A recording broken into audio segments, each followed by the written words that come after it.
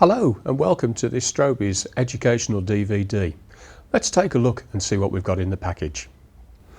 Diffuser globe, beauty dish fitting honeycomb, snoot with two honeycomb, uni-mount honeycomb, 5 colour gels, barn doors, softbox and uni-mount. So each of the components on the Strobies Modilite kit actually revolves around the uni-mount, and the beauty of the uni-mount is it allows you to fit virtually almost any flash gun to the uni-mount.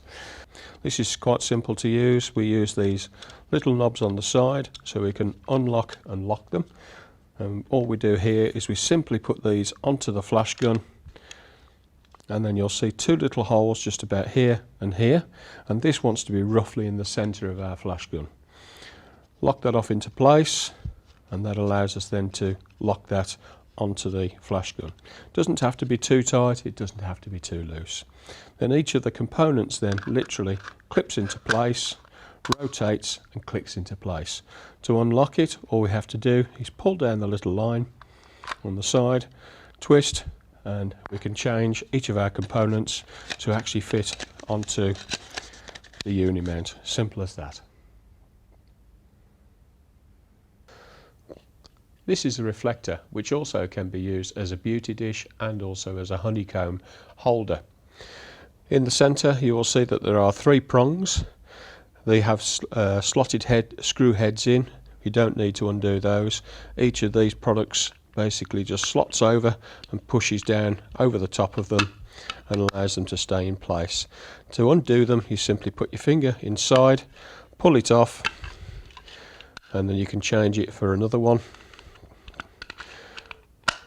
like so.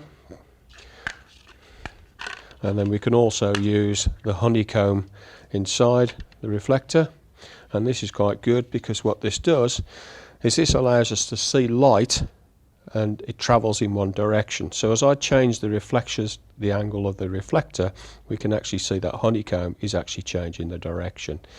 To remove this, I simply put my hand inside and push it out with my finger. So let's have a look how we put the softbox together. First of all, we need each of the components. So the first thing we need is our speed ring, and you will note on the bottom down here that there are 3 marks, and it's very important to get the right one for the shape of the softbox that you have. This is the one that we want to use here, which is the oblong one, and we'll basically put the rod into the speed ring. From there we then take that into the softbox, take our next rod, which we place into the hole 180 degrees away, pull that into there, flatten out the material on the other side, holding the speed ring down, push that into place,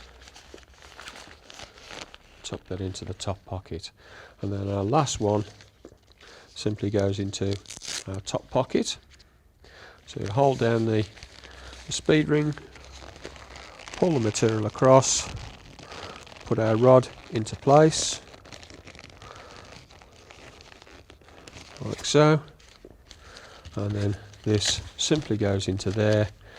Put your finger behind it and pull it down like that, and then we have our shape of our softbox. Next thing we need to do is put the material over the top of the rods, like so.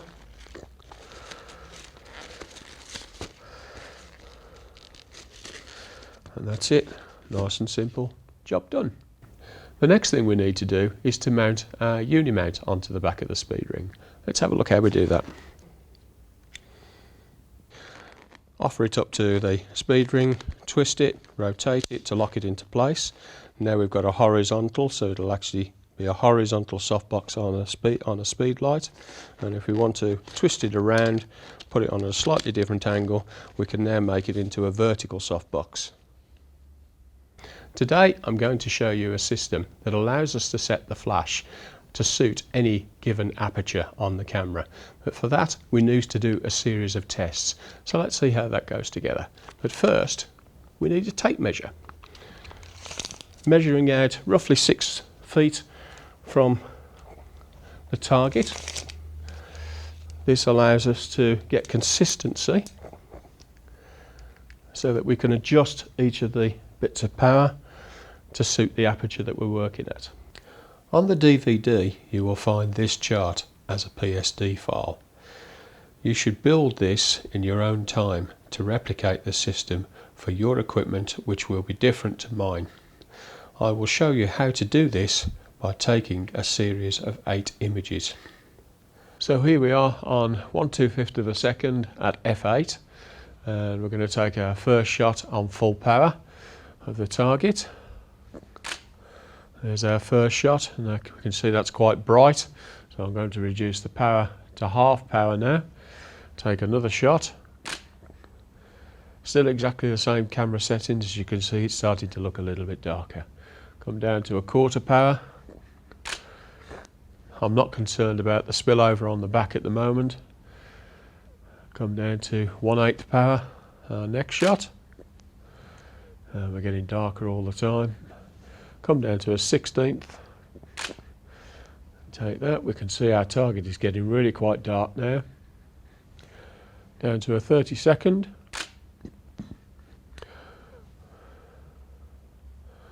1/64. And we can see we're almost totally dark there. Down to 1/28. We'll still do it. We know it's going to be dark, but we're going to end up with a black image. Now that we've shot this at f8, we now need to repeat this exercise at every aperture that we will use. As you can see, at f8, 1/16 is the same as using 1/4 power at f16 or 1/64 at f4. Let's go outside and introduce Katie. Now that we've come outside, we can prove our system actually works. We're set at 1/25 of a second, f8 with 1/8 power, and according to the chart that you've just seen, then you'll see exactly how it works. Let's take a picture and see how it goes. That's great, Katie. And when we look at the back of the camera, we can actually see that we've got perfect fill-in flash with a little bit of backlighting, and that's exactly what we want. So far we haven't used any of the kit that you've actually purchased, but I'm going to show you one more trick first of all, which is basically to use the single bare-headed flash as it is at the moment. Let's take a picture and see how it looks. And there we go, there's our first picture. What we can actually see now is we've got quite a dark side to this image, but on the right hand side we've got a lot of the spill from the light actually hitting the background. The next thing we need to do is to control that spill so that we don't have this lighter part to the picture. This is where the beauty of the Modilite system really comes together. So let's put just purely the dish as it is onto our flash, and this will help us to sort of control the light.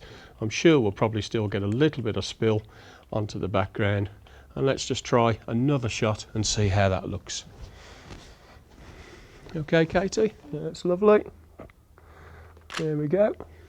Now we've still got a little bit of white hit in the background. If we go back to our previous picture, we can see that we've contained this bit of image. So going back to there, we've got the light right on the model, but the background just needs to be controlled correctly. So the next thing is to try the honeycomb in here, and that will direct the light in a dead straight line straight onto the model's face, which will control that light on the background perfectly.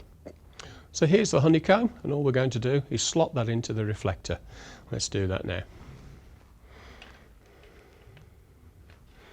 Yeah, the important part here is, Katie, can you see the flash through there?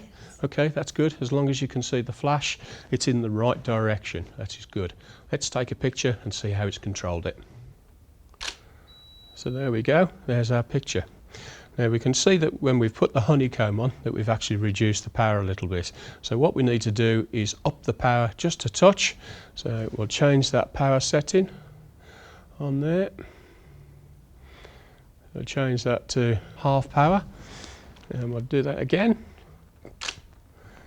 Now we can see that we've got a really good light on Katie, but all the light that we had spilling over onto the background has completely disappeared. So now that I have control full control of the foreground lighting. We've got a black background, but I'm going to turn that into white now. For that, I'm going to need a second flash. Let's put that together now. So bringing this in behind Katie, what I want to do, Katie is roughly about 7 feet away from the background. So again, it allows me to set up this flash gun around 6 feet from the background. So I'm just going to measure that out so that I can get that just in the right place. Right, so let's take a picture and see how it looks. But first of all, I need to set up the power settings. So our foreground lighting is still on half power. What we need to do now is we've got A is our foreground lighting, B will become our middle distance lighting, and C is our background control. So let's just adjust the C channel at the moment so that we can control that. Put that onto manual again, and we're on 1/16 power. Let's take a picture and see how that looks. Oh, now that's interesting because we ended up with a grey background. So how do we get a white background? Simple, we just increase the power. So I'll take that up to about half power and see how that looks. Look at that, perfect white background straight off. Let's just take the power down from half power and take it down to 1/4 power. Take another shot. There we go. That's lovely, Katie. And that gives us a slightly darker white or off-white. Take it down to 1/8 power. Another shot.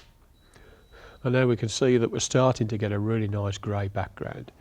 Take it down to 1/16. I still have a grey, but much more of a mid-tone grey. And then we can take it down again. As you can see, our full frontal lighting is exactly the same and hasn't changed in any way, shape or form. Getting down towards a darker colour on the background, so we've got complete control of everything that we're doing. The next thing we're going to do is introduce a colour onto our background flash. We're going to use this really nice colour that matches Katie's dress and put it back onto here. And now we can see when we take our next shot that we should have a fairly warm, or start to get a warm colour. That's lovely, that's really good. And we're going to need to adjust the power upwards. So just to make this a little bit easier, I'm going to take that up to 1/8 of a power. And then we start to see that we get a really nice sort of warmish sort of red colour coming through. We can really take that right up if we want, take it up to half power. Hey presto, we've got a beautiful orange colour straight in the background, and that really quite matches quite nicely with Katie's dress. I'll just take one more shot, but at full power, and this time we'll end up with quite a warm sort of colour in the background. Where we need to go now is to separate Katie from the background. So now we're going to introduce our softbox from the Modilite kit, and we're going to use it for our third light. A softbox generally is very often used in the foreground for lighting. What we're going to do here is actually use it for a hair light, because it stops the light from hitting the background and sends the light forward in this position. So I've already positioned it here. So here's our softbox, and this is just going to fall on the back of Katie's hair and onto her shoulders. I've also changed the background colour now to a blue, and I'm going to take that to a very dark blue so that we can show you how that really works. So let's take our picture. That's great. So there's our picture, and we can just see the light starting to come across the shoulders and just a touch onto the hair here, and that gives us just enough separation between the foreground and the background. We're still on 1/25 at f8. Frontal power, which is the one that's illuminating Katie, is on half. Middle distance, which is the one we're using for the softbox at the moment, is 1/4 power, and our background is at 1/16. The next thing that I want to do is put a small halo of white light directly behind Katie onto the background, and I'm going to do that by utilising the snoot with one of the small honeycombs that actually fits on the front of it. Let's put that into position directly behind Katie. What we want to do with this is we've got the small honeycomb on, so we're going to direct this to be directly behind Katie's head. So we'll put a pool of light, white light, just on the background here. Let's see how that looks. That's beautiful. There we go. And there we have our spotlight behind her, a nice clean white background, just creating a small amount of light and a beautiful blue background to go with it. Okay, so let's try adjusting the amount of blueness that we've got in the background, adjust the power a little bit. Just take that up a touch on the background, take a picture, beautiful, that's lovely.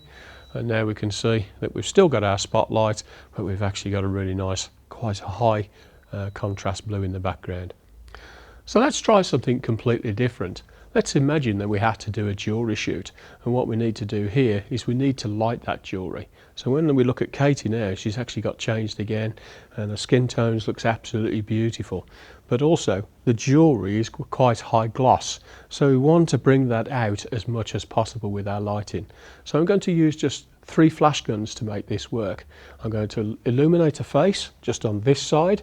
I'm going to use a red background, and we're going to use a snoot purely to illuminate the earring on this side. So let's have a look and see how it goes. So Katie, what I would like you to do is just turn your head over to this side and turn yourself a little bit more 45 degrees. That's it. Touch a little bit back a bit, just a touch, that's fine.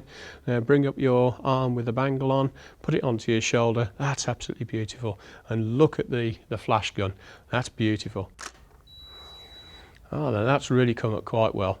Now we can see we've got the really nice warm tone background, got the light on the earring. If we just blow that up a touch, we can really start to look at the image. Now an advertising agency really could look at an image along those lines that would really work quite well.